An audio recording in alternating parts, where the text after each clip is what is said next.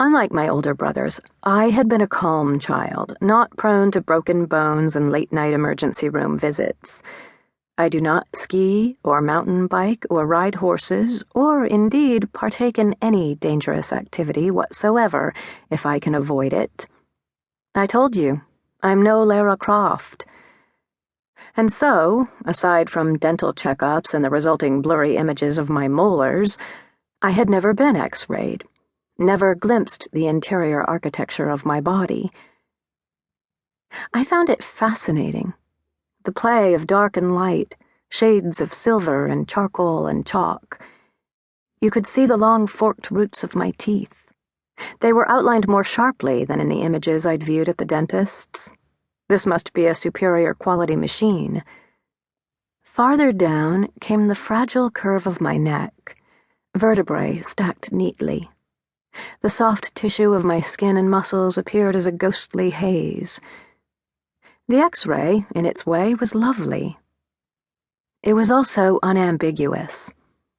I had still not set eyes on yesterday's MRI, so I couldn't compare the two, but that MRI technician had been utterly, unassailably correct.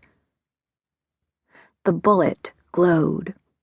It glowed bright white, brighter even than the metal fillings in my teeth.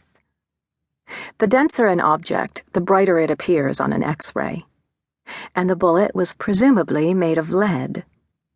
It looked about half an inch long, tapered at one end. The tip pointed down toward my shoulders. The flat end was lodged near the base of my skull. I studied the image in disbelief. It simply was not possible. Over and over I blinked, looked away, looked back, and there it still was, glowing luridly. My mind flailed through loops of Cartesian logic. That's the French scholar in me. Je pense, donc je suis. I think, therefore I am. I doubt the bullet is there, therefore it must be. No, that wasn't right, but I was too addled to figure it out. René Descartes never tried to practice philosophy with a bullet embedded dangerously close to his brain. A bullet.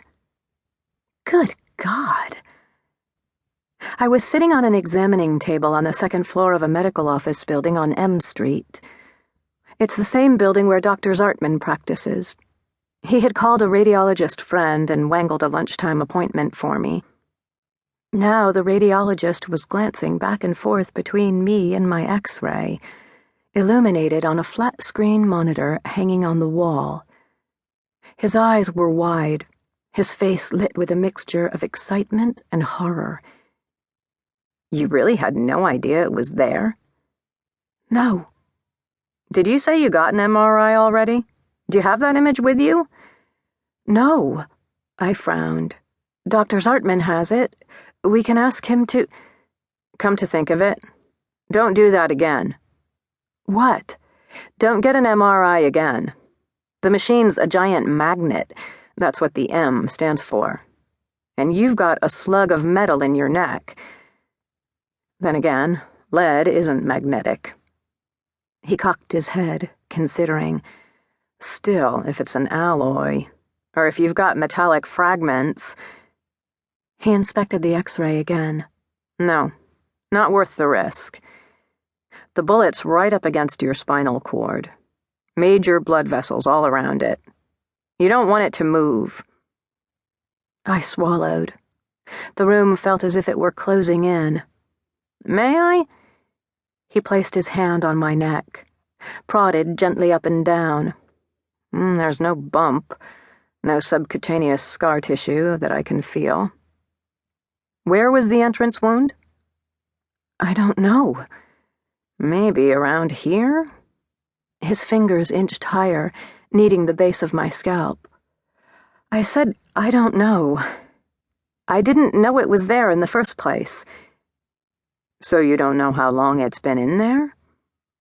No idea. I have no idea. I don't know what to say. His eyes narrowed. It's awfully unusual. Getting shot would seem to be a memorable event.